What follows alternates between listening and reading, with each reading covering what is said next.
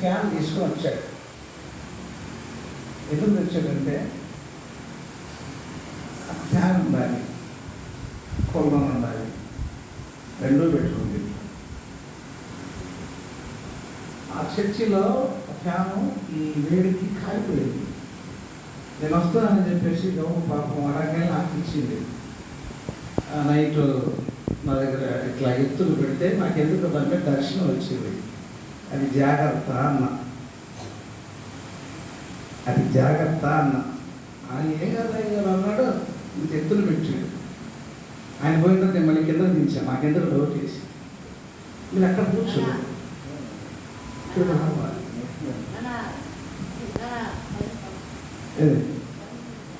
సరే, మొత్తానికి గడిచిపోయింది.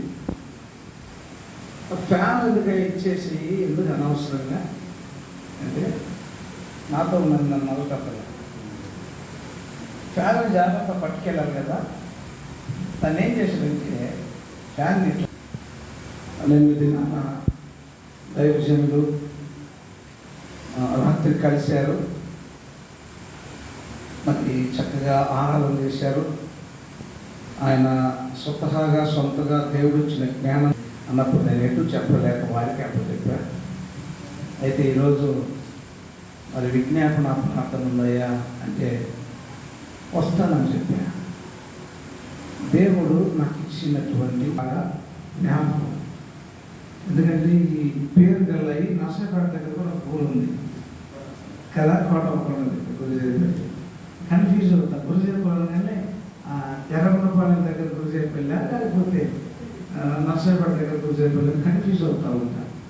ఏది ఏమైనప్పటికీ మీ మధ్యకు నన్ను దేవుడు తీసుకొచ్చాడు.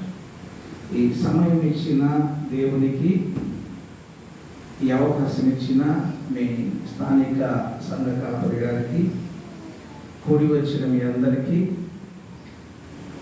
రాలేక రోడ్ల మీద ఉంది, ఇళ్లలో ఉంది, వాక్యం ఉంటున్న వాళ్ళందరికీ నా హృదయపూర్వకమైన వందనాలు తెలియజేసుకుంటున్నా. ప్రియమైన దేవుని బిడ్డలారా, క్రైస్తవ జీవితంలో దేవుడు ఒక అద్భుతమైన లేదా ఒక శ్రేష్టమైన జీవితాన్ని దేవుడు మనకు అందిస్తూ ఉన్నాడు. దేవుడు ఇచ్చేటువంటి ఆశీర్వాదాన్ని మనము పొందుకోకపోగా కొత్త కొత్త శాపాలను తెచ్చుకుంటున్నాం. అది బాగా గమనించుకోవాలి. ఎందుకంటే దేవుడు ఆ లోకం నుండి ఈ లోకానికి వచ్చి శ్రమపడి, ఈ లోకములో ఆయన ద్వేషించబడి మన కొరకు తన ప్రాణాన్ని పెట్టి తన ఆత్మను దేవునికి అప్పచెప్పాడు. నిజంగా పరలోక పట్టణం విడిచిపెట్టి రావాలంటే ఎంత త్యాగపూరితమైనది ఒకసారి ఆలోచించండి. ఒక గృహంలో కుటుంబం బాగుండాలన్నా, ఒక కుటుంబంలో ఆ కుటుంబాలు సంతోషంగా ఎదగాలన్నా, ఆ కుటుంబం వర్ధిల్లాలన్నా, ఆ కుటుంబం ఎప్పుడు కూడా మేలులతో ఉండాలన్నా, ఆ కుటుంబం సర్వనాశనం కావాలన్నా ప్రధాన పాత్ర పోషించేది ఎవరో తెలుసా? ఎవరు అమ్మా? స్త్రీలు. కరెక్ట్. అర్థమైందా? మీరు సామాన్యులు కాదు. మీరు తలుచుకుంటే మమ్మల్ని ఏమైనా చేస్తారు. అందరూ చేయాలి. ఒక్కరోజు అడిగితే చాలు. మీ ఇంట్లో వాళ్ళకి నిద్ర కూడా పట్టదు. మీకు నిద్ర ఎడబడుతుంది. 2 రోజులు అన్నం వండకపోతే ఏమవుతుంది? కానీ దేవుని గ్రంథంలో స్త్రీల చేత కట్టబడే సంఘాలు ఉన్నాయి. స్త్రీల చేత ఆశీర్వదించబడ్డ గృహాలు ఉన్నాయి. స్త్రీల చేత అనేక గొప్ప ఆశ్చర్య కార్యాలు దేవుడు కూడా చేసి ఉన్నాడు. ఇది బాగా గుర్తుపెట్టుకోవాలి. మనము కరెక్ట్గా ఉండాలి. మనము కరెక్ట్గా లేకుండా, మనము సిద్ధపాటు లేకుండా నువ్వు మారు అంటారు కానీ ముందు మనం మారాలి. మనం మారకుండా నువ్వు మారయ్యా, నువ్వు ఎప్పుడు మందిరానికి వస్తావు, నువ్వు మారు అన్నా. ఇంత సరిగా మాట్లాడలేదన్నా, ఎంత చెప్పినా నా మాటే పెట్టలేదన్నా, మొత్తానికి ఏదో విధంగా చెప్పేవాడు. మార్చిన తర్వాత ఈ టార్చర్ స్టార్ట్ అయితే, చూడన్నా నువ్వు మారమన్నావు కదా, నేను మారాను. అది అందరూ రోజు హింస పెడుతుంది. ఎందుకు మారమందంటే అతన్ని హింస పెట్టడానికి మారమని, అది అసలు కారణం కదా. కాబట్టి ప్రియమైన దేవుని బిడ్డలారా, నా తల్లి గారు చేసిన ప్రార్థన ఈరోజు నేను మీ ముందు నిలబడ్డాను. నేను చచ్చిపోయి నన్ను పాతి పెట్టడానికి తీసుకువెళ్ళినప్పుడు లేచి కూర్చున్నాను. దేవుని చిత్తమైతే ఒక దినము వచ్చినప్పుడు మీకు ఆ సాక్ష్యాన్ని కూడా పంచుకుంటాను. ఎలా నేను చనిపోయింది, ఎలా తిరిగి నేను బ్రతికింది, దేవుడు ఏ విధంగా మాట్లాడాడు, నేను ఏ విధంగా ఆ పరిచర్యలో ముందుకు సాగి వెళ్తున్నాను, దేవుడు ఏ విధంగా నాకు ఆయన ఆశీర్వాదాలు ఇచ్చాడు, ఏ విధంగా నాకు వరాలు ఇచ్చాడు, అవన్నీ కూడా ఒక దినం వచ్చినప్పుడు దేవుడి చిత్తమైతే నేను తప్పకుండా మీతో పంచుకుంటాను. ఈ దినమైతే ఈ రాత్రికాల సమయంలో సమయం ఎక్కువ అవుతుంది కాబట్టి నేను త్వరగా నేను వాక్యంలోకి వెళ్తాను. ప్రియమైన దేవుని బిడ్డలారా, ముందు మీ ఇల్లు సరి చేసుకోవాలి. ఫస్ట్ చెప్పండి, ఏం చేసుకోవాలి? సంఘంలో అందరూ మూడు మాటలు వచ్చాయి మీ అందరికీ, చెప్పండి. ఏం సరి చేసుకోవాలి? మీ ఇల్లు సరి చేసుకోవాలి. ఇల్లు సరి చేసుకోమంటే కళ్యాణాలు అనుకోవటం కాదు, సున్నం వేసుకోవటం కాదు, తోరణాలు కట్టడం కాదు, రంగులు పూయటం కాదు. మీ ఆత్మీయ జీవితంలో మీ గృహాన్ని మీరు కట్టుకోవాలి. ఈ రాత్రి దేవుడు మీతో మాట్లాడుతున్నాడు. మీ ఆత్మీయ గృహం ఎలా ఉండాలి? మీ ఆత్మీయ గృహం ఎలా ఉండాలి? నువ్వు నిజంగా ప్రార్థన చేసుకుంటున్నావా? ప్రార్థన కలిగిన జీవితం నీలో ఉన్నదా? ప్రార్థనలో నువ్వు ఎదుగుతూ ఉన్నావా? ప్రార్థన ద్వారా నీ సమస్తము సంపాదించుకుంటున్నావా? ప్రార్థన చేసుకుంటూ నువ్వు దేవుని అడుగుతున్నావా?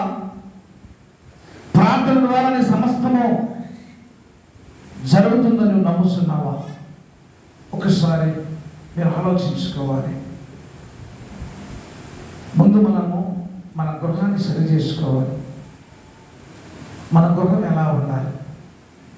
దేవుని యొక్క వాక్యం చూసినట్లయితే మత్తయి సువార్త 10వ అధ్యాయము 13వ వాక్యాన్ని మనం చూసినట్లయితే, చదవండి. 10:13 మత్తయి సువార్త. బాగా వినాలి. స్త్రీలు ఎక్కువ ఉన్నారు కాబట్టి స్త్రీల విషయంలోనే వాక్యం వెళ్తుంది. ఆ ఇల్లు యోగ్యమైనదైతే మీ సమాధానము దాని మీదకి వచ్చును.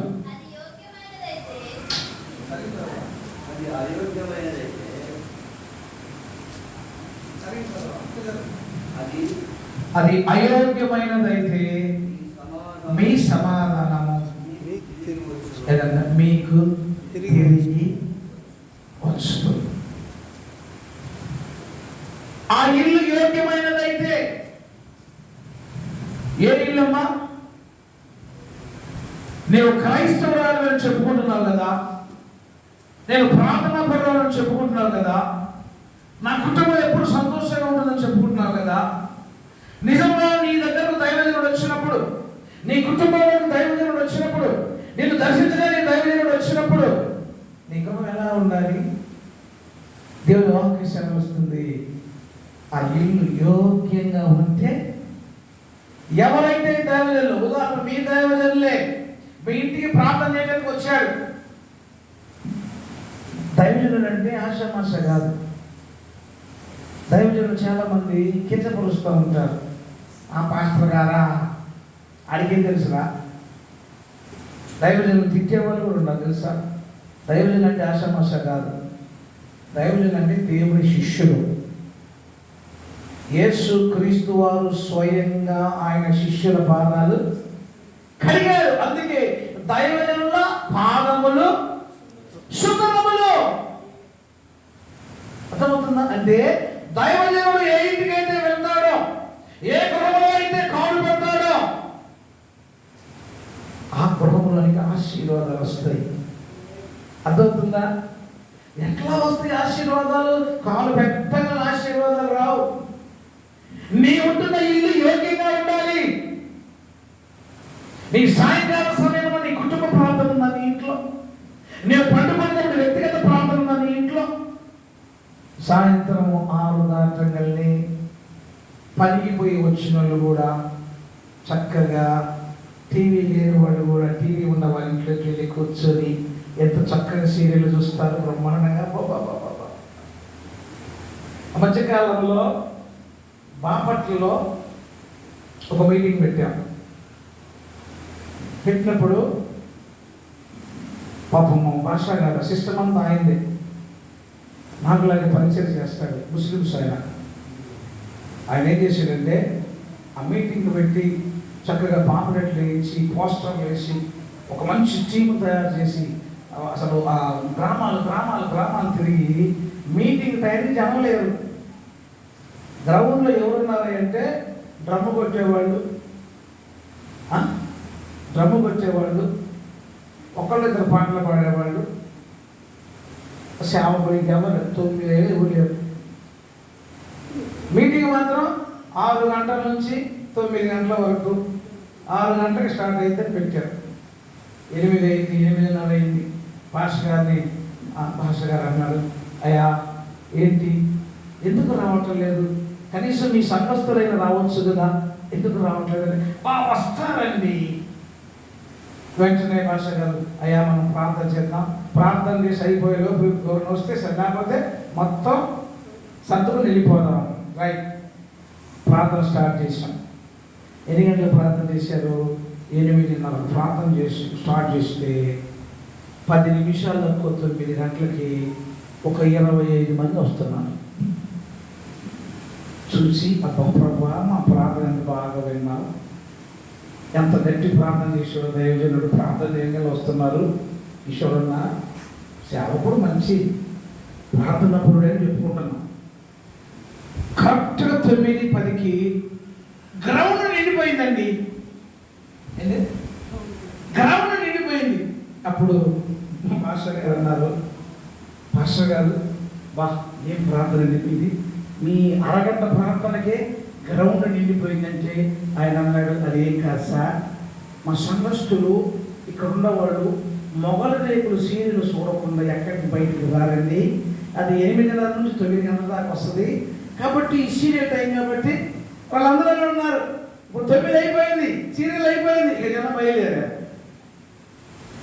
దేవుడు ఇచ్చిన విలువైన సమయాన్ని మనం ఎక్కడ పెడుతున్నామా? సాతాను దగ్గర పెడుతున్నాం. ఈ సాతాను సామాన్యులు కాదు. టీవీల రూపంలో స్త్రీలను ఏం చేస్తుంది, బాగా విభ్రాంతరం చేసి కొత్త ఆలోచనలు. అప్పుడు దాకా ప్రేమగా ఉన్న అత్తాకోడలు కూడా అత్తాకోడల సీరియళ్ళు, తర్వాత అక్క చెల్లెల సీరియళ్ళు, ఈ రకరకాల సీరియల్ వచ్చింది. మొన్నని ఒక బ్రదర్ స్లిప్ పంపించాడు యూట్యూబ్ క్లిప్లో, వాట్సాప్లో. అన్నీ కూడా తగాదలు పెట్టే సీరియల్లే. ఈరోజు సీరియల్ చూసి మళ్ళీ రేపేం జరుగుతూ ఒక టెన్షను, ఇంట్లో బియ్యం లేదని టెన్షన్ ఉండదు, బత తాగుతున్నాడని టెన్షన్ ఉండదు, బిడ్డలు సరైన మార్గంలో లేదని టెన్షన్ ఉండదు. రేపేం జరుగుతుందో, ఏ పరిస్థితిలో ఉన్నారు. ఒక సేవకుడు ఇంటికి వచ్చినప్పుడు నువ్వు టీవీ చూస్తూ ఉంటావు. ఒక సేవకుడు ఇంటికి వచ్చినప్పుడు నీ ఇష్టానుసారంగా బూతులు తెచ్చుకుంటూ నీ ఇంట్లో పనికిమాలిన మాటలు మాట్లాడుకుంటూ సేవకుడు ఉండగానే గబగబా టీవీ కట్ట నుంచి గబగబా కట్టేస్తారా? ఎంత దుర్మార్గం అది, ఆలోచించండి. ఏ స్థితిలో ఉన్నా ఒక దైవజనుడు నీ ఇంటికి వచ్చినప్పుడు నీ ఇల్లు యోగ్యంగా ఎప్పుడు ఉంటుంది? నీవు ప్రార్థన కలిగి ఉన్నప్పుడు, నీ ఇంట్లో కుటుంబ ప్రార్థన కలిగి ఉన్నప్పుడు, అప్పుడే నీ ఇల్లు యోగ్యంగా ఉంటుంది.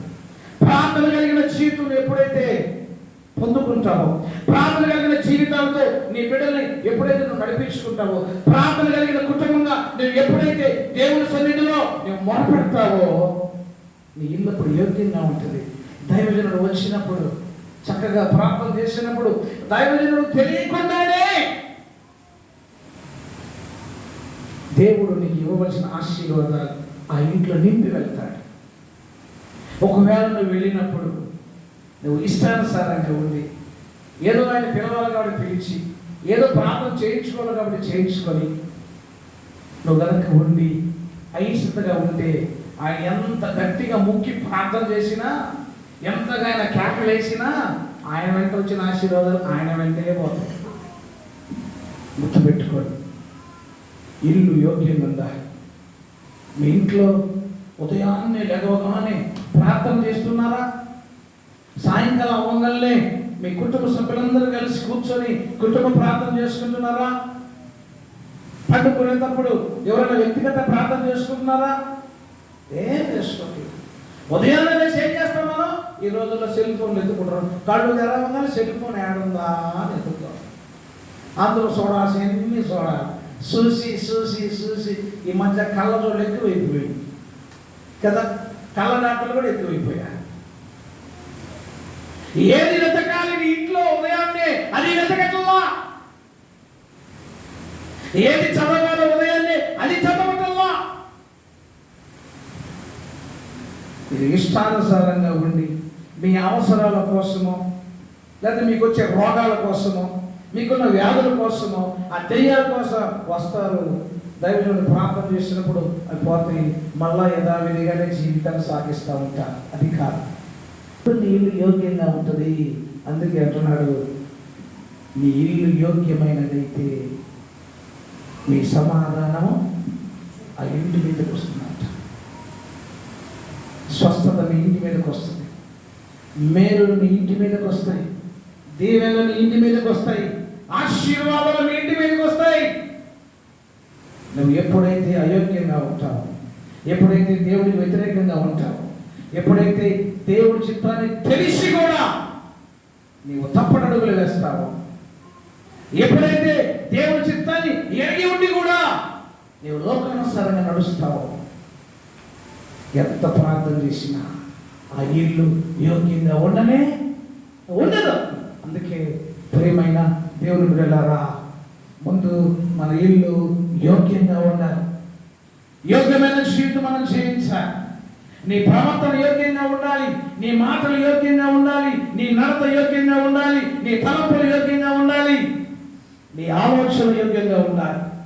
నువ్వు చేసే ప్రతి పని దేవునికి యోగ్యంగా ఉండాలి. నువ్వు చేసేది అయోగ్యమైన పనులైతే నీ మీదకి ఆయన శాపాలు వస్తాయి. జ్ఞాపకం చేసుకోండి. ముందు మన ఇల్లు ఎలా ఉండాలమ్మా? ఏం చెప్పట్లేదు, అర్థం కాలేదు వాక్యం. ఎలా ఉండాలి?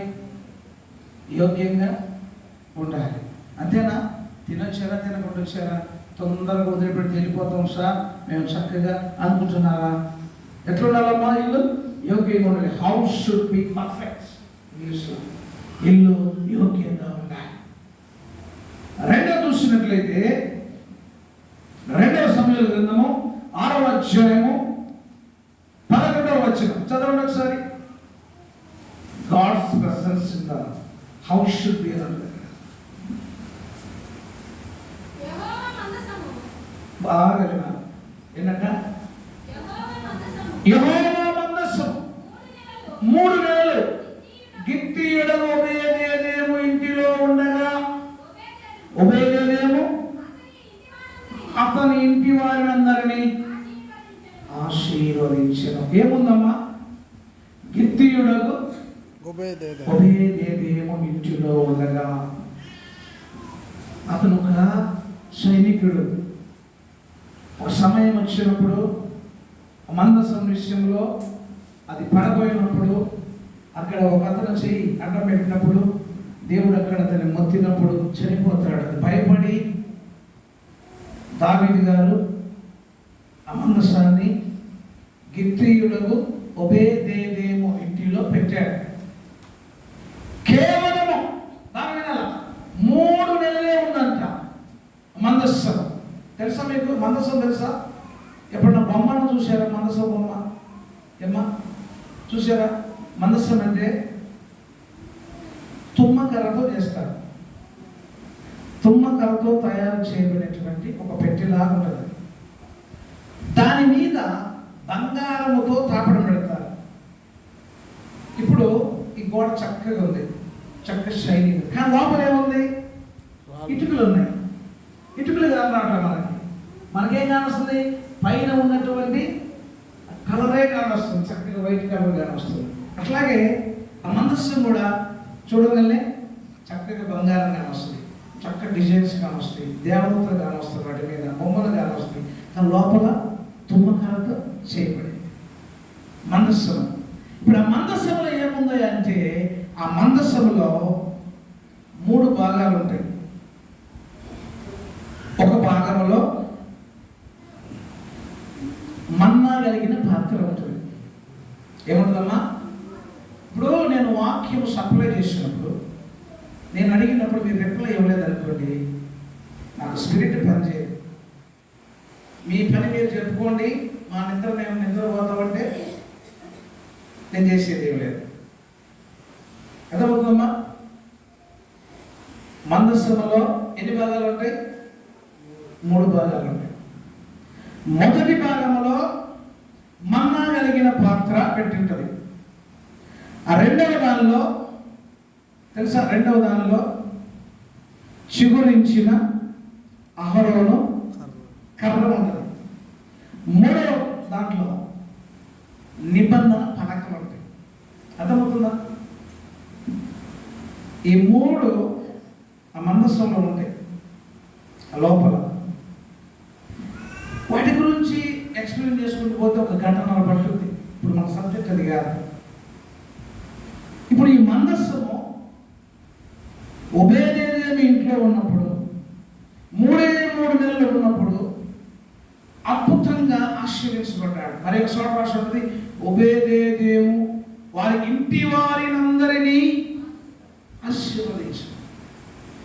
అంటే మందస్స విషయంలో ఒబేదేదేము ఏం చేశాడంటే మందసానికి కావలసినటువంటి ధూపదీప నైవేద్యాలు అర్పించేవాడు. అంటే ఒక యాజకుడు ఏ విధంగా మందసాన్ని జాగ్రత్తగా చూసుకోవాలో ఆ విధంగా శ్రద్ధ కలిగి దేవుని యందు భయభక్తులు కలిగి ఆ మందస విషయంలో ఒళ్ళు జాగ్రత్తగా పెట్టుకుని మందసం దగ్గర ప్రవర్తించేవాడు. ఆ మందసాన్ని జాగ్రత్తగా చూసుకున్నాడు కాబట్టి, ఆ మందస విషయంలో జాగ్రత్త కలిగి ఉన్నాడు కాబట్టి దేవుడు ఆశీర్వదిస్తూ వచ్చాడు. 3 నెలలు. ఎవరో చెప్పారు, నువ్వు వాడు పెట్టావు మందసం, వాడు చూడు ఎట్ట ఆశీర్వదించబడ్డాడని. వెంటనే మళ్ళీ దాని మీద తీసుకుని వస్తాడు. ఆ దినాల్లో ఇశ్రాయేలీయులందరికీ కూడా ఒక మందస్సు ఉండేది. అర్థమవుతుందా ఏమ్మా? ఆ మందస్సులో ఉన్న 3 భాగాలు కూడా యేసుక్రీస్తుకి సాదృశ్యంగా ఉన్నాయి. ఆ సబ్జెక్ట్ వేరు. ఇప్పుడు ఈ మందస్సు విషయంలో 3 నెలలు ఉంటేనే ఆశీర్వదించబడితే, మరి మన ఇంట్లో కూడా మందస్సాలు ఉన్నాయి కదా, లేవా? మన ఇంట్లో మందస్సాలు ఉన్నాయా? మేము ఏడ కొనుక్కోలేదు, బజార్ల మీద ఎందుకు కొనేవాళ్ళం అంటారా? ఏమ్మా ఇది చూడండి, మందసాలు ఉన్నాయంటారా మన ఇంట్లో? మందసాలు అయితే లేవు కానీ మంచం కూడా ఉండేవి అంటారా? చెప్పండి. మందసాలు లేవు. మన ఇంట్లో ఇంటికో మందసం ఉంది, మనిషికో మందసం ఉంది. తెలుసా? ఈ దైవ గ్రంథమే దేవుని యొక్క మందస్సు. ఆ రోజు ఆ దినాల్లో ఒక్క మందస్సమే. ఇప్పుడు ఇంట్లో 10 మంది ఉంటే 10 మందస్సాలు ఉన్నాయి.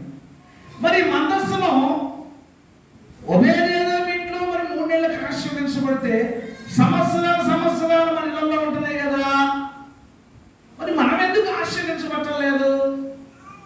చెప్పాలి, మనం ఎందుకు ఆశ్రయించబట్టలేదు అంటే మందసాన్ని మనం ఉపయోగించుకోవట్లేదు. అంటే బైబిల్ని మనం చదవటల్లా, బైబిల్లో వాక్యాల్ని వంట పట్టించుకోవటల్లా, దేవుని గ్రంథంలో ఉన్నటువంటి వాటిని అనుసరించటల్లా. అవి అనుసరించిన వాళ్ళందరూ ఆశీర్వించబడుతున్నారు. మేము అనుసరిస్తున్నాం, మేము ఆశీర్వదించబడుతున్నాం. దైవజనుడు అనుసరిస్తున్నారు, ఆశీర్వించబడుతున్నారు. ఎవరైతే ఈ మందసాన్ని జాగ్రత్త ఉపయోగించుకుంటే ఏదో పూలేసి దూపమేమని కాదు, అక్కడ చక్కగా రోజు బైబిల్ చదువుకొని దేవుని యొక్క వాక్యాన్ని మననం చేసుకుంటూ దేవుడు మనతో ఏం మాట్లాడుతున్నాడో వాక్యానుసారమైన జీవితం నువ్వు జీవించినట్లయితే దేవుడు నిన్ను కూడా ఆశీర్వదిస్తాడు. అంటే దేవుని మందసం అక్కడ ఉందంటే దేవుని సన్నిధి అక్కడ ఉన్నది. ఇప్పుడు బైబిల్ గ్రంథం మన ఇంట్లో ఉన్నదంటే మన ఇంట్లో ఏమున్నది? దేవుని యొక్క సన్నిధి ఉన్నట్లే. అంటే ప్రియమైన దేవుని బిడ్డలారా, ప్రతి ఇంట్లో కూడా దేవుని సన్నిధి ఉండాలి. ఎప్పుడైతే నీవు ప్రార్థన కలిగి ఉంటావో, ఎప్పుడైతే కుటుంబ ప్రార్థన కలిగి ఉంటావో, ఎప్పుడైతే నువ్వు వ్యక్తిగత ప్రార్థన కలిగి ఉంటావో, ఎప్పుడైతే నీ కుటుంబాన్ని జాగ్రత్తగా నడిపించుకుంటావో, అప్పుడు నీ ఇంట్లో దేవుని సన్నిధి ఉన్నట్లు. దేవుని సన్నిధి నీ ఇంట్లో ఉంటే ఇంకా దెయ్యాలు ఎక్కడికి వస్తాయి, రోగాలు ఎక్కడికి వస్తాయి, వ్యాధులు ఎక్కడికి వస్తాయి, బాధలు ఎక్కడికి వస్తాయి, అప్పులు ఎక్కడికి వస్తాయి? ఏం రావు. మనంత మనము చేసుకున్న వాటిని బట్టి వస్తున్నాయి. అందుకే ప్రతి ఇంటిలో దేవుని సన్నిధి ఉండాలి. మరి మీ ఇంట్లో దేవుని సన్నిధి ఉన్నదా? తండ్రి, ఉదయాన్నే మేము నిద్ర లేచామయ్యా, ఈ రోజు చూడకుండా నిన్నటి దినానే రాత్రి దినానే ఎంతోమంది చనిపోయి ఉన్నారు. ప్రభువా, నిశ్చితమైతే ఇదిగో నేను పనికి వెళ్తున్నాను, నేను క్షేమంగా రావాలి. నా భర్త పనికి వెళ్తున్నాడు, క్షేమంగా రావాలి. నా బిడ్డలు స్కూల్కి వెళ్తున్నారు, లేదా వాళ్ళు పనులకు వెళ్తున్నారు, క్షేమంగా రావాలయ్యా.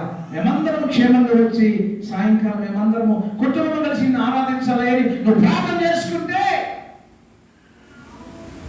అందరూ వెళ్ళినట్టు చక్కగా తిరిగి వస్తారండి.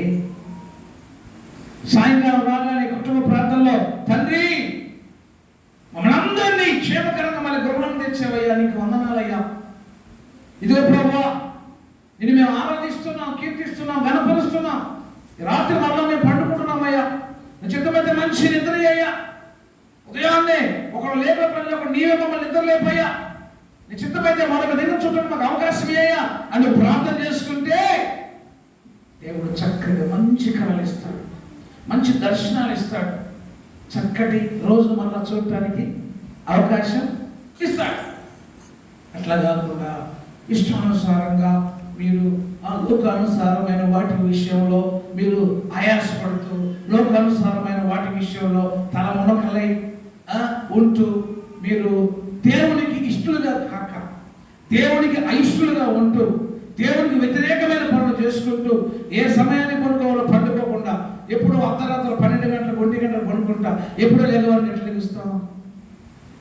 ఆకాశ పక్షులు చూడండి, ఉదయం 5-6 లేచి వెళ్ళిపోతాం, మళ్ళీ 5-6 వచ్చి గూట్లోకి వస్తాం. మనం అట్టిపోతాం, ఒకడు 10ంటికి బయటికి పోతాడు, ఒకడు మధ్యాహ్నం బయటికి పోతాడు, ఒకడు రాత్రి బయటికి పోతాడు. ఎందుకంటే సృష్టిలో దేవుడు సృష్టించిన సృష్టి మొత్తం కూడా సక్రమంగానే ఉంది, తప్పిపోయింది మానవుడు మాత్రమే. అందుకే మానవుడు గతి తప్పిపోయాడు.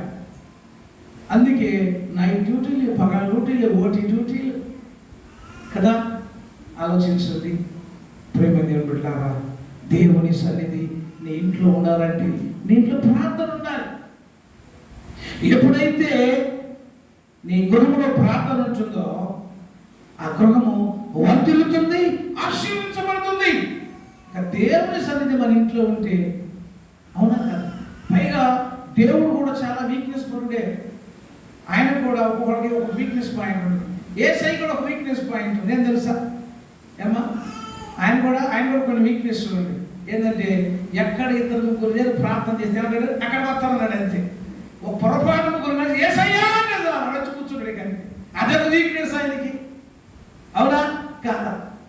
అందుకే ఎక్కడ ఇద్దరు ముగ్గురు కూడి నా మాట స్మరిస్తారో అక్కడ ఉంటానన్నాడు. కాబట్టి కుటుంబం అంతా కలిసి ప్రార్థన చేసుకున్నప్పుడు దేవుడు తప్పకుండా మీ మధ్య సంచరిస్తాడు. అందుకే దేవుని సన్నిధి మన ఇంట్లో ఉండాలి. మూడో చూద్దాం, సామెతల గ్రంథము 14వ అధ్యాయము 1వ వచనం. సమయం లేదు, టకటక అయిపోవాలి.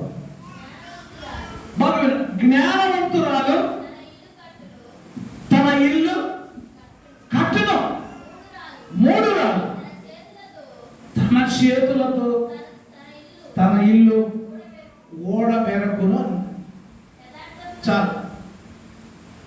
జ్ఞానవంతురాలు ఏం అర్థమవుతుందా? అందరూ కష్టపడి పని చేసేవాళ్ళే, ఎవరు ఖాళీ ఉండేవాడు కాదు. పొలాలు వెళ్తారు, కష్టపడి వస్తేనే మన బ్రతుకులు, కష్టపడకుండా మన బ్రతుకులు వెళ్ళాం. కానీ సొలొమోను గారు చెప్పినటువంటి బ్రతుకు మనం బతుకుతున్నది గుర్తుపెట్టుకోవాలి. మనకు మేడలు అవసరం లేదు, మిద్దెలు అవసరం లేదు. ఆయన అంటాడు, ఉద్యానవాలు కట్టించుకున్న, రథాలు కట్టించుకున్న, బంగారు హుయ్యాలు కట్టించుకున్న, కోటలు కట్టించుకున్న, బంగారం అంతా తెచ్చుకున్నా, అయినా అదంతా గాలికి అటు ఇటు చెదిరి పొట్టే, వ్యర్థమే అన్నాడు. ఏదైనా ఆయన జీవితంలో అనేక అనుభవాల నుంచి ఆయన రాసినటువంటి గొప్ప మాట ఏంటంటే, ఒకరు కష్టపడి పని చేసుకొని, అంటే కష్టపడి పని చేసుకొని కడుపు నిండా తిని, అమ్మా వినండి, అంటే కడుపు నిండా తిని కంటి నిండా నిద్రపోయి ఇంకా అంతమించిన భాగ్యం లేదు, అది దేవుడు ఇచ్చింది అన్నాడు. ఏంటంటే మనం ఏం చేస్తాం? కష్టపడతాం, పొలాలు వెళ్తాం, అవునా కదా? 30 ఇచ్చిన 100 ఇచ్చిన తెచ్చుకుంటాం, తృప్తిగా తింటాం లేదా? చక్కగా పడుకుంటాం, లెగుస్తాం. దిగులు ఉందా? అదే డబ్బులు ఉన్నవాడు అనుకో, పెట్టి ఉడుగా చేస్తాడు, నిద్రే ఉండదు. వాడు నిద్రపోకపోక నిద్ర మాత్రం వేసుకుంటాడు. నా స్నేహితుడు రథులు ఉన్నాడు, మీకు తెలిసిన చెరువులు పడ్డాయి, గణపవరం జీపీఐ అని పెద్ద కోటీశ్వరుడు, కొన్ని కోట్ల రూపాయలు ఉన్నాయి. పాపం వాడు ఏం చేస్తాడు తెలుసా? పొద్దున్నే ఒక ఇడ్లీ తెచ్చాడు, దాంట్లో ఏం వేసుకుంటాడు తెలుసా? దాంట్లో ఏం వేసుకోవడానికి లేదు. డాక్టర్ గారు ఒట్టి ఇడ్లీ తినమన్నాడు. నీకు అంతగా తినకపోతే కాస్త మంచినీళ్ళు కోసం కలుపుకుని రా. నువ్వు వాడి పని ఏంటంటే పొద్దున్న ఒక ఇడ్లీ తింటాడు బాబు. ఆ ఇడ్లీ తినేలేక పని అయిపోద్ది. ఆ మధ్యాహ్నం వచ్చేలేకి అమ్మ ఆ 2 దొండకాయలు తినాలంట, 2 కాకరకాయలు తినాలన్న డాక్టర్ గారు. అర్థమవుతుందా? 2 దొండకాయలు 2 కాకరకాయలు, వాడు రోగాలు అయ్యి ఇక సాయంత్రం అయితే ఏదో ఒక సావంట, దాంట్లో ఉప్పు ఉండకూడదు, కారం ఉండకూడదు, ఇక రోజు పడితే అదే భోజనం. ఇంక ఏ బతుకది? మనమైతే ఆదివారం కాగానే అదే ఆదివారం అనుకుంటా, అవునా కదా? ఏం తెచ్చుకున్నావు? చక్కగా తెచ్చుకొని అది ఏమైనా కానీ, అవునా కదా? ఇష్టమైన విధంగా చక్కగా వండుకొని ఏం చేస్తాం? కడుపు నిండా తింటాం. మిగిలిన వాళ్ళు తింటారు ఎట్లా? తినలేరు. దానికి కారణం ఏంటంటే మనము దేవుణ్ణి ఎరిగిన బిడ్డలం కాబట్టి కష్టపడి పని చేస్తాం. వాడు దేవుని ఎరగిన బిడ్డ కాబట్టి ₹1,00,000 స్థలాన్ని 10 లక్షల నోడ చెబుతాడు, 10 లక్షల స్థలాన్ని 65 లక్షల రూపాయలు చెబుతాడు. ఆ మోసాలు అయితే శాపాలు రకాడికి పోతాయి. ఆలోచించండి. జ్ఞానం ఉంటాయి. జ్ఞానవంతురాలు తన ఇల్లు కట్టుకున్నది అంటే ఎట్లా? ఏ సమయానికి నా భర్త వస్తాడు, వచ్చే సమయానికి భోజనం ఉండాలి, సాయంకాలం పిల్లలు వస్తారు, వాళ్ళకన్నీ కూడా ఏర్పాటు చేయాలి, ఉదయాన్నే స్కూల్ పెడతారు, క్యారేజ్ కట్టాలి. ఒక దైవజనురాలు ఒక ఆమె ఉంది, పాపం పాస్టర్ గారు అమ్మ వండుతాడు, పాస్టర్ గారే బట్టలు ఉతుకుతాడు. ఆమె ఏంది బట్టలు ఉతకమంటే ఉతుకుదాంలే, పిల్లలకు స్నానం చేద్దాంలే, లేచి మమ్మల్ని కడుక్కోవచ్చులే, ఇదే పని, అన్నీ లేలే. చివరికి ఆ వాషింగ్ మిషన్ చేస్తే బట్టలు కూడా వేయలేదు పాపం, దాంట్లో పాపం ఈయనే బట్టలు. ఎంత దరిద్రం! జ్ఞానవంతులు అయితే మా ఇంటికి అతిథులు వస్తే ఎట్లా ఉండాలి? శుభ్రంగా ఉండాలి, ఇల్లు ఊడ్చుకోవాలి, అందరిని అలంకరించుకోవాలి. అదే 3 రోజులంటే ఓడ పెట్టుకుంటాను. తెలుసా మీకు ఎట్లా ఓడ పెట్టుకుంటుందో? ఇప్పుడంటే ఆ లోన్లు ఈ లోన్లు తీసుకొని ఏదో పైన స్లాబ్ వేస్తున్నారు. కానీ ఎంతమంది మన ఏంటి తాటాకిళ్ళు కదమ్మా, మన ఇల్లు తాటాకిళ్ళు కాదు. కరెక్ట్గా తాటాకిళ్ళు ఏడుంటుంది, దాని సూర్యుడు ఉంటుంది కదా, కింద ఉంటుంది. మనోడు పోయేందుకు అక్కడే పెడతారు. ఎక్కడ పెడతారు? సూర్యుకుందే పోయి ఉంటుంది. ఒక పక్క పొంత ఉంటుంది, ఒక 2 రాళ్ళు పెడతారు. గుర్తుందా మీకు? వెనక ముసలోడికి అయితే బాగా గుర్తుంటుంది. ఒక కొండ పెట్టి దాని నిండా నీళ్లు ఉంటాయి. ఒక పక్క ఇటుకరాలు పెడతారు, వెనక పక్క ఇటుకరాలు పెట్టి ఒక పక్క ఉడుకుతా ఉంటే ఒక పక్క నీళ్లు కాగుతుంటాయి. అవునా కదా? నేను కూడా ఆ జీవితాన్ని అనుభవించుకునే. జ్ఞానవంతుడు ఏం చేస్తాయి? పొయ్యి ముట్టియాలా? ఏం చేయాలా అమ్మా? ఏం చేయాలి? ఇప్పుడు గ్యాసులు వచ్చింది అనుకోండి, అప్పుడు ఏం చేయాలా? అట్లా బయటికి వెళ్ళి మెత్తటి పరిగెదాన్ని ఏరుకొని తీసుకొచ్చి, అవునా కదా, ఆ పొయ్యిలో పెట్టి ఏదో ముట్టించి చిన్న చిన్న పేడు మొక్కలు పెడితే చిన్న చిన్న రగులుతూ ఉంటే ఏమవుతుంది? దాని చిన్న కట్టెలు పెడితే మండి 3 రాళ్ళు ఏం చేస్తే లేకపోలేదు కదా పాపం. కూర్చొని ఏం చేస్తుంటే ఆ ఉన్న తాటే పీకుతా కూర్చోండి. ఆ పక్క బీకి ఈ పక్క బీకి మొత్తానికి పొయ్యిలో పెట్టింది. వర్షాకాలం వచ్చి ఇల్లు అంతా కాలుంది. 3 నెలలోనే కదా ఇల్లు కప్పింది. కప్పినోడు సరిగ్గా కప్పలా. అర్థమైందా? అదే జ్ఞానవంతురాలు అయితే అన్ని రంధ్రాలు వస్తాయి, ఆ ఇంటికి రావు కదా. అంటే ఏమో చేసిన పనికి తిట్టేది ఎవరినైనా కప్పినోడు తిడతారు. ఎవడో పనికి మాట్లాడు, అన్ని రంధ్రాలే. చూడరా ఏడు చూడు, ఎడగాడుతుంది ఆడగాడుతుంది. అవునా కదా? జ్ఞానం ఉండాలి. నీ కుటుంబాన్ని నడిపించుకోవడానికి జ్ఞానం ఉండాలి. మందిరాన్ని నడిపించుకోవడానికి జ్ఞానం ఉండాలి. అర్థమవుతుందా? డాక్టర్లు కట్టాలంటే జ్ఞానం ఉండాలి. లోన్ తీసుకోవడానికి జ్ఞానం ఉండాలి. జ్ఞానం లేకుండా ఏం చేస్తున్నారా? ఈ మధ్య జ్ఞానం ఎక్కువైపోయింది, డబ్బులు ఎక్కువైపోయినాయి. గవర్నమెంట్ వాళ్ళు వద్దని డబ్బులు ఎత్తున్నారు. అవునా కదా? ఒకప్పుడు బయటకు వచ్చేవాళ్ళమ్మా, కొడితే నెలకొని ఇంటికాడ ఉండేవాడు. ఇప్పుడు ఇల్లు నా పేరే, బియ్యం కార్డు నా పేరే, ఆర్ఎక్సీ కార్డు నా పేరే, లోన్ నా పేరే. నువ్వేమో బయటికి ఏ స్థితిలో ఉంటున్నారు ఆలోచించండి. అందుకే మా జ్ఞానం ఉండాలి, దేవుడు ఇచ్చే జ్ఞానం ఉండాలి. దైవ జ్ఞానం ఎప్పుడైతే సంపాదించుకుంటావో, జ్ఞానం కలిగిన ప్రార్థన ఎప్పుడైతే నువ్వు చేస్తావో, దేవుడు నీ కుటుంబాన్ని జ్ఞానముగా నడిపిస్తాడు. నీ బిడ్డలకు జ్ఞానం వస్తుంది. ఉద్యోగం లేవో ఉద్యోగాలు వస్తాయి, చదువు లేదా చదువులు వస్తాయి, ప్రమోషన్ లేవో ప్రమోషన్ వస్తాయి. ఇప్పుడు జ్ఞానం కలిగి నడుచుకున్నప్పుడే, నీటిని జ్ఞానముతో నువ్వు నడిపించుకున్నప్పుడు. అందుకే మన ఇంట్లో ఏముండాలి చెప్పండి? జ్ఞానం ఉండాలి. జ్ఞానం ఉంటే ఆ ఇల్లు చక్కగా ఉంటుంది. ఇంకోటి చూద్దాం, చూడండి. కీర్తన గ్రంథము 147వ దావీదు కీర్తన 13వ వాక్యం.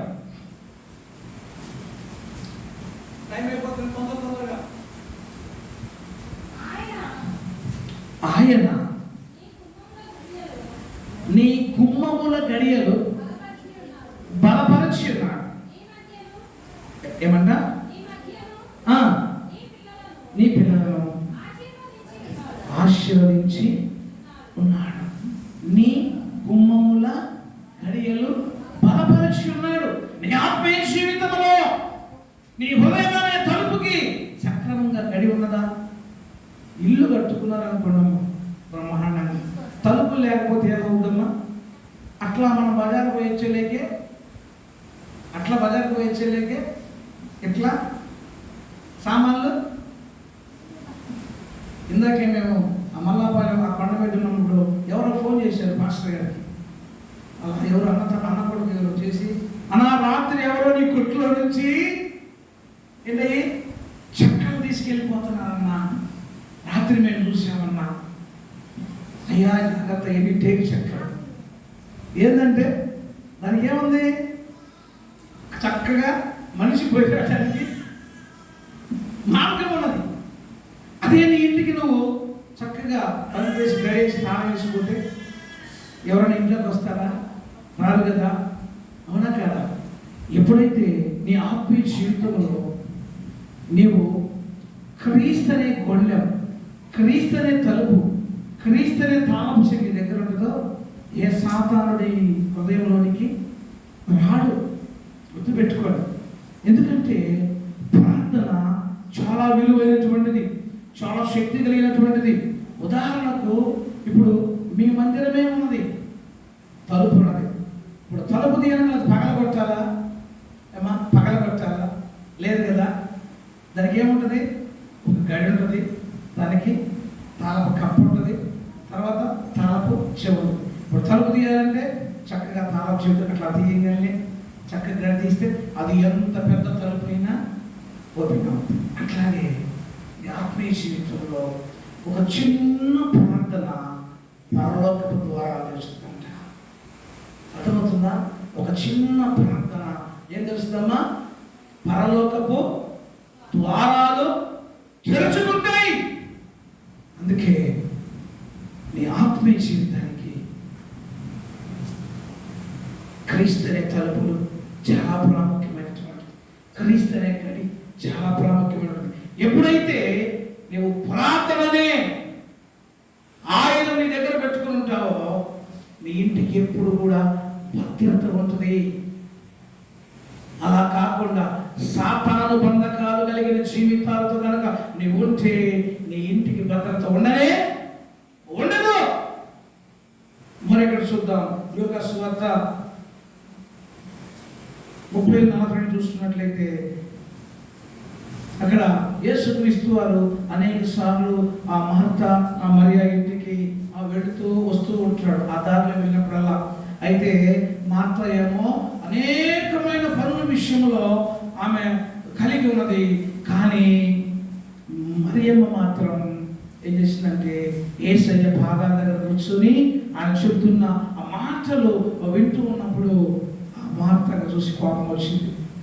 నేను ఈ విధంగా వాళ్ళు తినడానికి అన్నీ రెడీ చేసుకుంటుంటే నేను ఒక్కదాన్ని కష్టపడాలా, ఈ మరియమ్మ మాత్రం ఆయన పాదాల కాడ కూర్చొని తినే టయానికి వస్తుందేమో అని కొంచెం అసహనం వ్యక్తం చేసి ఏం చేసింది? యేసు ఏముంది? యేసయ్యా ఏమైనా నువ్వు బలపడి ఇంత పనులు నేను పెట్టుకొని ఉంటే మరియమ్మ నాకు తోడు పంపించవచ్చు కదా అన్నప్పుడు యేసుక్రీస్తు ఏమన్నాడు? మార్త, నీవు అనేకమైన పనుల విషయంలో శ్రద్ధ కలిగి ఉన్నావు, కానీ అవసరమైంది ఒకటే, అది ఆమె పొందుకుంది. అది ఆమె నుంచి ఎవరో కూడా దూరం చేయలేదు. అంటే యేసయ్య సహవాసం ఆ మరియమ్మ కోరుకుంది.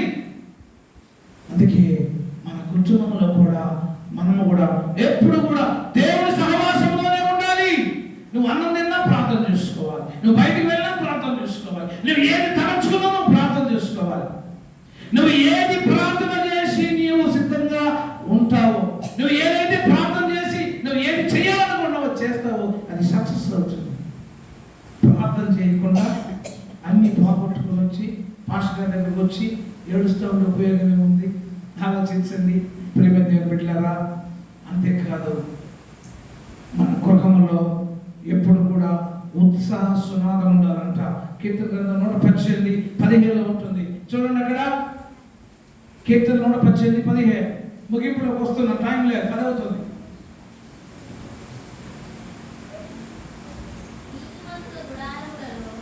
నీతిమంతులు గుడారములలో రక్షణకు వచ్చిన ఉత్సాహ సునాదాలు వినిపిస్తాయి. ఎప్పుడు? నీతిమంతుల గృహాల్లో. నీవు నీ ఇంట్లో కనుక ప్రార్థన కలిగి ఉంటే నీ ఇంట్లో నీవే నీతిమంతురాలివి, నీవే నీతిమంతుడివి. ఎవరు ఎన్నన్నా కాదన్నా నీవు ప్రార్థన కలిగి ఉంటే చాలు, వాక్యం కలిగి ఉంటే చాలు, కుటుంబ ప్రార్థన ఉంటే చాలు, వ్యక్తిగత ప్రార్థన ఉంటే చాలు. నీ ఇంటిలో నీవే నీతిమంతుడివి. అటువంటి నీతిమంతుడి ఇంట్లో రక్షణ కూర్చిన ఉత్సాహసునామము, దేవుడు చేసిన మేలు బట్టి ఆయనలో ఎప్పుడు కూడా దేవుని పాటలే పాడుకుంటారు.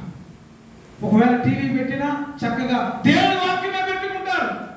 టీవీలో కూడా దేవుని పాటలే చూస్తారు. ప్రార్థన చేయించుకొని వెళ్ళిన తర్వాత ఉద్యోగం రాగానే ఇంట్లో సినిమా పాటలు, తర్వాత ఉద్యోగం వచ్చిన ఫ్రెండ్స్తో బార్ షాపుల్లో ఉండటం, ఆ పార్టీ ఈ పార్టీ ఏదో ఒక పార్టీ లారీ కింద పడటం చూశాను నేను చాలా మంది.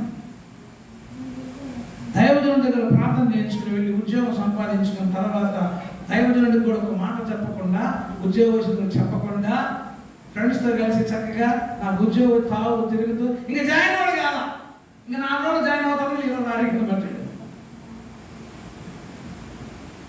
దేవుడు చేసిన మేలు నేను వెంటనే దేవుని సన్నిధిలో నీవు సాక్ష్యం చెప్పుకోవాలి. నీ సాక్ష్యం ద్వారా అనేక మంది మారు మనసు పొందటానికి, వారి జీవితాల్ని మార్చుకోవటానికి ఒక మంచి సాధనంగా నువ్వు వాడబడతావు. సాక్ష్యం చెప్పమన్నా ఒక్కరు సాక్ష్యం చెప్పరు, ఒక్కరు సాక్ష్యం చెప్పరు. సాక్ష్యం కలిగిన జీవితం మన పొందాలి ప్రియమైన బిడ్డలారా. అందుకే దేవుడు ఏ మేలు చేసినా మన ఇంట్లో దేవుని పాటలే, నీ హృదయంలో దేవుని పాటలే, నీ నోట్లో దేవుని మాటలే, నీ తలంపుల్లో దేవుని తలంపులే, నీ క్రియలు దేవుని క్రియలే ఉండాలి. దేవుని చిత్తానుసారంగా నడిచే వారి ఇంట్లో ఎప్పుడు కూడా రక్షణ కూర్చిన ఉత్సాహ సునాదాలే వినిపిస్తాయి. రక్షణ అంటే దేవుడు నిన్ను ఏ విధంగా మార్పులోకి తీసుకొచ్చాడు, దేవుడు ఏ విధంగా నీకు స్వస్థపరిచాడు, దేవుడు ఏ విధంగా నిన్ను కాపాడాడు, దేవుడు ఏ విధంగా నిన్ను వర్ధిల్ల చేశాడు. ఒకవేళ అప్పుల్లో ఉన్నారా, అవి ఎంతకాలం ఉండవు, అవి కొన్ని దినాలే. సాతాను నుండి మనల్ని భయపెట్టుద్ది కదా, మనల్ని ఏం చేయలేదు. ఒక్కొక్కరికి ఎట్లుంటుందంటే అప్పటి వరకు అందరూ ఉంటారు, కానీ కొన్ని పరిస్థితుల్లో మన చుట్టూ కూడా ఒక చీకటి కమ్ముకుంటుంది. అంతమంది ఉండరు కూడా, ఎవరు లేనట్టు ఉంటారు. ఎప్పుడు ఎట్లా తీరాలి. నాకు తెలిసిన కుటుంబం హైదరాబాద్లో డాక్టర్స్ కాలేజీలో ఉంటారు.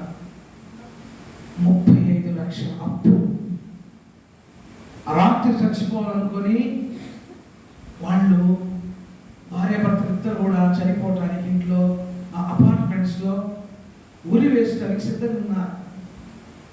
చక్కగా వండుకున్న తిన్నారు, సంతోషం చచ్చిపోదాం అనుకున్నారు, ఎక్కారు, మెడక తాడేసుకున్నారు.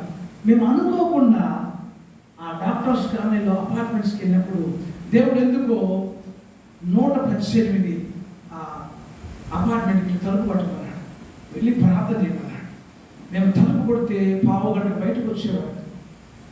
50 ఈ టైంలో వచ్చారు. అది మేము పోయింది ఎప్పుడు తెలుసా? తెల్లవారుజామున 3:30 ఎవరు పోతారు. మీరు ఇప్పుడు వచ్చారంటే, అయ్యా ప్రార్థన చేయాలి. ఎలా పర్లేదు, మీకు ప్రార్థన చేయాలి, అయ్యా ప్రార్థన చేయాలి, అయ్యా మమ్మల్ని ఎందుకు దేవుడు ప్రార్థన చేయమన్నాడు, దేవుడు ప్రార్థన చేయమన్నాడు, మేము ప్రార్థన చేసుకుంటాం, మేము క్రైస్తవులు, అదిగో మా ఇంట్లో శిలువ ఇంకా పోవాలి. మేమేమి మాట్లాడితే లోపలికి వెళ్ళిపోయాం. అక్కడ మోకరించాం, ప్రార్థన చేసాం.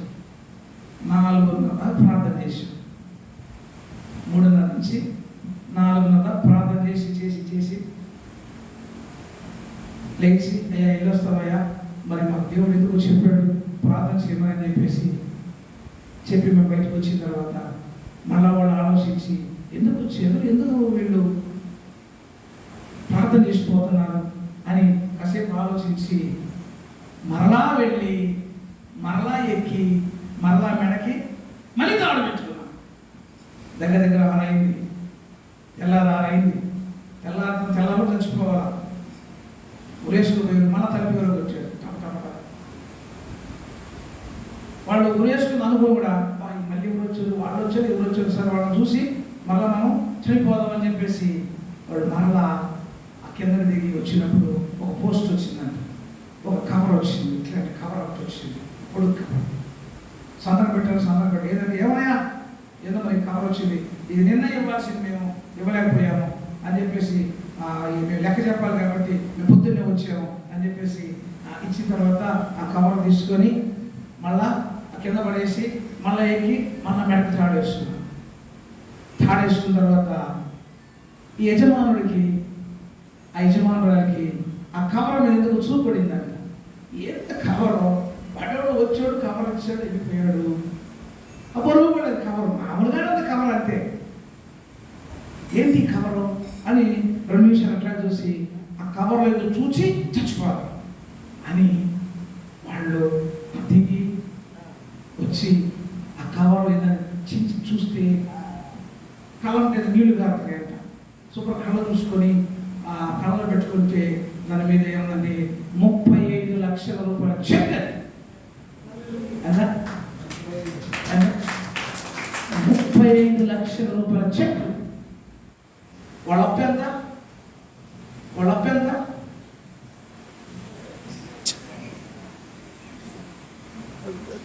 ఎంత? నిద్రపోతున్నారు, చాలా మంది నిద్రపోతున్నారు. 100 మందిలో 70% నిద్రపోతున్నారు. ఆ 20% మందికి చెప్తున్నా. మరి వాళ్ళు నిద్రపోతున్నారు, దేవుడు మన లెక్క అడుగుతారు. ఎందుకు చెప్పలేదండి మళ్ళీ ఎందుకు లేదు, నేనే తను తినాలి. అందుకే ఎంత అప్పు ఉంది? 35 లక్షలు. 35 లక్షలు అప్పు ఉంది. చెక్ ఎంత వచ్చింది? 35 లక్షలు. 35 లక్షల రూపాయల చెక్. వాళ్ళకి రావాల్సిన డబ్బులు సెంట్రల్ గవర్నమెంట్ నుంచి ఎప్పుడో ఆగిపోయిన డబ్బులు వచ్చింది. తొందరపడి ఊరేసుకుంటే ఒక రాత్రే దేవుడు ఏం చేశాడు? వారి అప్పు తీసేసాడు. నీకున్న 2 లక్షలు 10 లక్షలు అప్పు పెద్ద లెక్క, 50,000 ఒక లెక్క. ఆలోచించండి. అప్పులు తీర్చే దేవుడు మన దేవుడు, అడగొండిచ్చే దేవుడు మన దేవుడు. మన కష్టాలు మన కష్టాలుగా భావించి ప్రతి విషయంలో ప్రతి సమస్యకు పరిష్కారాన్ని ఇచ్చేది మన దేవుడు. మన దేవుడు మనకుండగా మనకు దిగులేంటి? అందుకే మనవాళ్ళు మా దేవుడేగా అంటారు. ఒకళ్ళకి ఒక చిన్న లాజిక్ ఏంటంటే, సిలువలో దొంగ అన్ని పాపాలు చేసి ఒక్క మాట అనగానే పరలోకం పోయాడు కదా, మనం కూడా చేయాల్సింది చేసి చచ్చేటప్పుడు క్షమించండి క్షమిస్తాడులే. ఎంత నమ్మకం, ఎంత నమ్మకం! క్షమిస్తాడా? చెప్పండి. ఈ లోకంలో ఉండగానే నీ శరీరాన్ని నీ ఆత్మను శుద్ధి చేసుకోవాలనే కదా. దొంగ శిలువలో చనిపోయిన ఆ పరిస్థితులు వేరు, నీవున్న పరిస్థితులు వేరు. దేవుడి గురించి తెలుసు, మహిమ గురించి తెలుసు, ఎందుకు వచ్చాడో తెలుసు, ఎందుకు చనిపోయాడో తెలుసు. ప్రతి సంవత్సరం క్రిస్మస్ వచ్చుద్దాం, ప్రతి సంవత్సరం ఈస్టర్ పండుగ వస్తూనే ఉంటుంది, ప్రతి సంవత్సరం కొత్త సంవత్సరం వస్తూనే ఉంటుంది. సంవత్సరాలు మారుతున్నాయి, అంకెలు మారుతున్నాయి, జనరేషన్ మారుతుంది. మనం మాత్రం వాడే లేచేదే లేదు. మనం ఎప్పుడు మారేది? మారొద్దా? ప్రేమ దేవుని పెట్టారా? ఆలోచించండి. ఏ స్థితిలో ఇంకా చాలా ఉన్నాయి, సమయం అయిపోతుంది ఊహిస్తున్నాను. ఏ స్థితిలో ఉన్నా, అప్పుల్లో ఉన్నావా, వ్యాధిలో ఉన్నావా, బాధలో ఉన్నావా, కష్టాల్లో ఉన్నావా, ఇరుకుల్లో ఉన్నావా, ఇబ్బందుల్లో ఉన్నావా, దేవుని దగ్గరికి రా. దేవుడు అద్భుతం చేస్తాడు నీ జీవితంలో, దేవుడు అద్భుతం చేస్తాడు నీ గృహంలో, దేవుడు అద్భుతం చేస్తాడు నీ యజమానుడి జీవితంలో. నువ్వు దేవుని దగ్గర రాకుండా, ప్రార్థన లేకుండా, నేను ఎంత ప్రయాసపడి జ్వరం వచ్చి 4 రోజులు తగ్గకపోతే ఆడ ఆడుకోపోతారు, రంధ్రాలు తెచ్చుకుంటారు, ఆడ ఆడుకోపోతారు, గుమ్మడికాయలు తెచ్చుకుంటారు, ఆడ ఆడుకోపోతారు, కొబ్బరికాయలు తెచ్చుకుంటారు, ఆడ ఆడుకోపోతారు, నిమ్మకాయలు పెట్టుకుంటారు. ఇంటి నిండా నిమ్మకాయలు, ఇంటి నిండా కొబ్బరికాయలు, ఎర్రదారం, నల్లదారం, పచ్చదారం రకరకాలు కట్టుకుంటారు. చేతలు కూడా ఈ మధ్య